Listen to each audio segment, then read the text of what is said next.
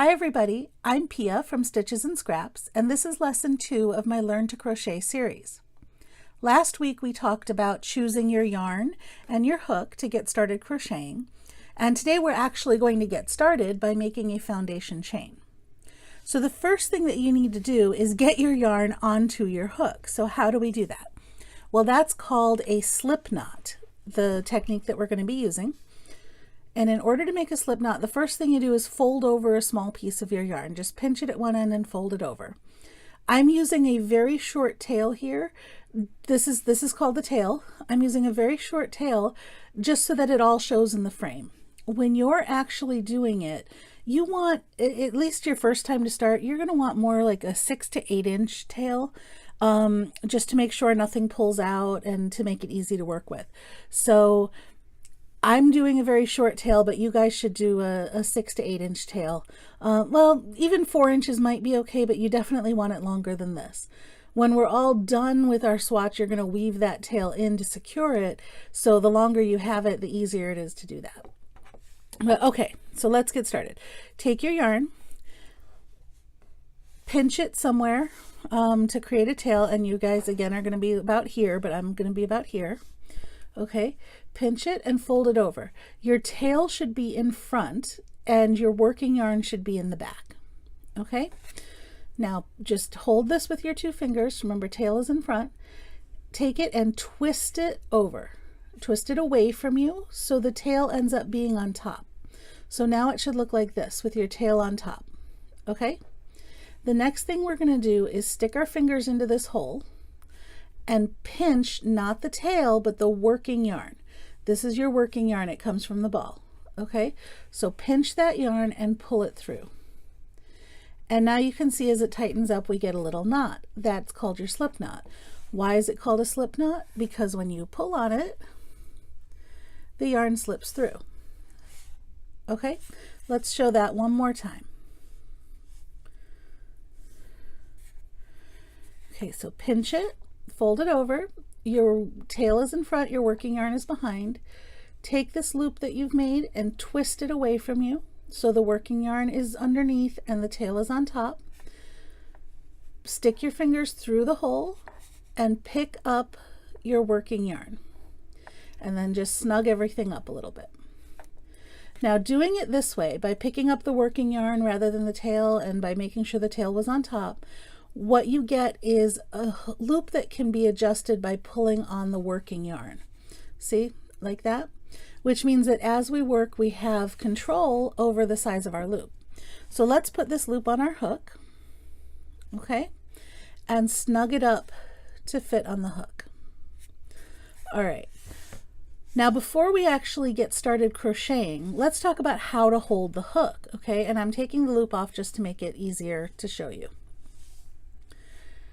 To hold your hook, there's 2 basic ways to do it, but the answer is whatever works for you is correct, okay? If it feels comfortable for you, if you can crochet with it and you can get an even tension eventually, that's all that matters. So try different ways, see what works for you.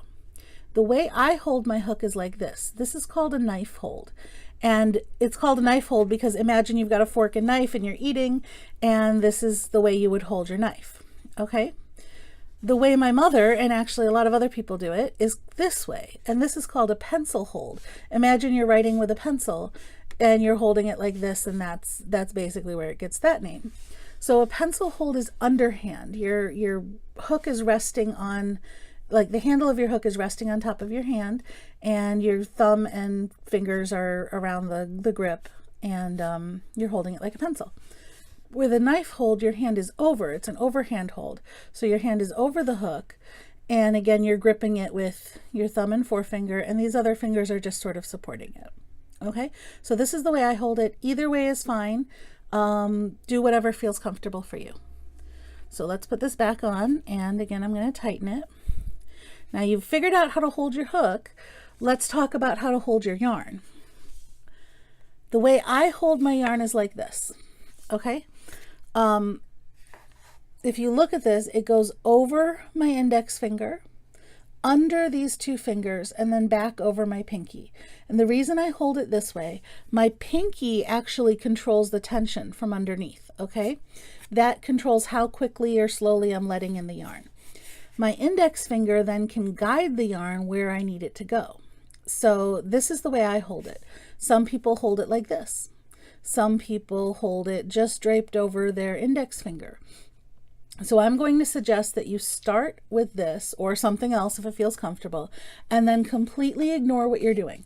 Don't pay any attention to what you're doing, because you will naturally slip into a way of holding it that works for you. So if you try, it's going to be difficult, but if you ignore it, it's just going to happen, and that's the way to go.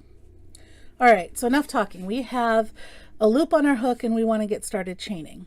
Chaining is the basis of all the crochet stitches. It's the simplest crochet stitch you can do.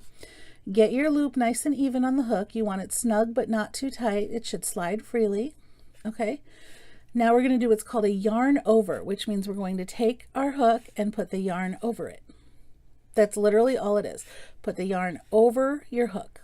Okay, notice that the head of the hook is pointing towards me, and that's what I want. If it's like this, I'm not going to be able to do the stitch. Okay, so the hook is pointing towards me and I've yarned over. Now I'm going to take that yarn and pull it through my loop. Okay, and notice I'm using these fingers here to pinch my work together. That's holding it in place. If I was crocheting like this, I would have trouble, actually. I don't know how I would do that. I might hold it with these fingers. But whatever way you hold it, in some way you've got to hold your work as well.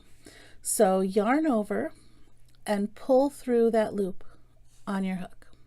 Okay, that is your chain. That's your first chain. I'm going to do a couple more and then show you the parts of the chain. So yarn over, pull through.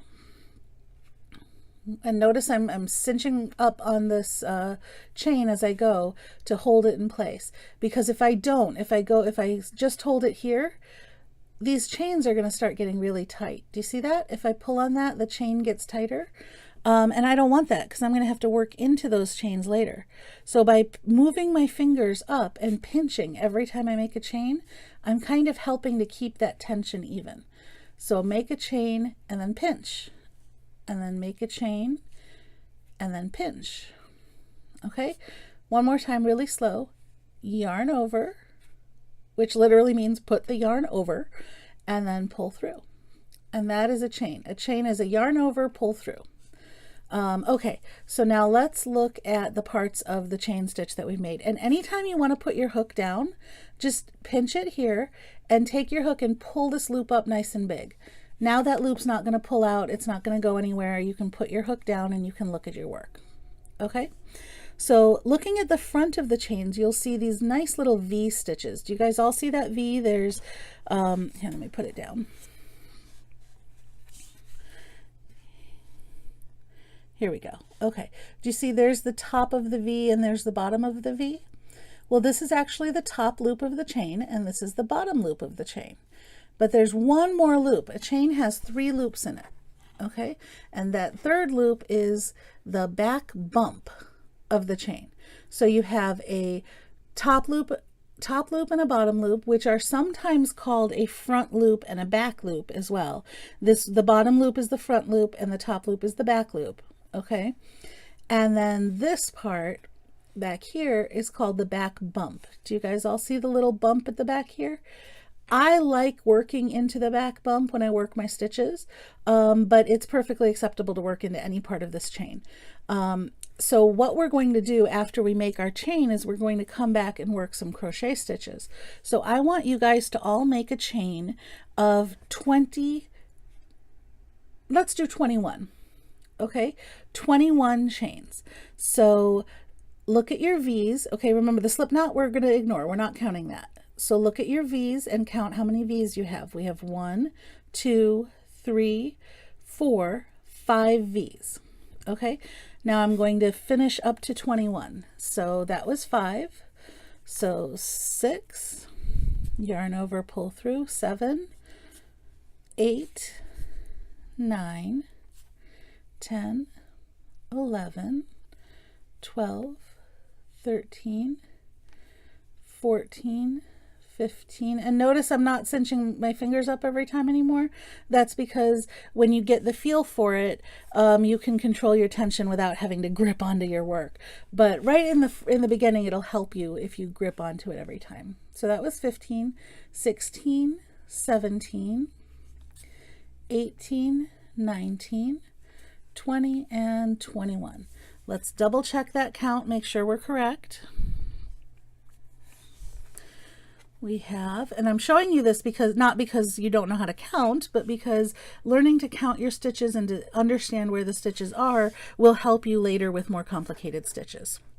So here's our first V. So 1, 2, 3, 4, 5, 6, 7, 8, 9, 10, 11, 12, 13, 14, 15, 16, 17, 18, 19,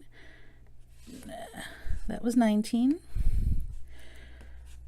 20, and 21. So do you all see that? We don't count this loop that's on our hook, and we don't count this little knot at the beginning that we started with. So that is 21 chains, and now I'm ready to go on to the next lesson. So I will see you all next time when we learn how to do a row of single crochet.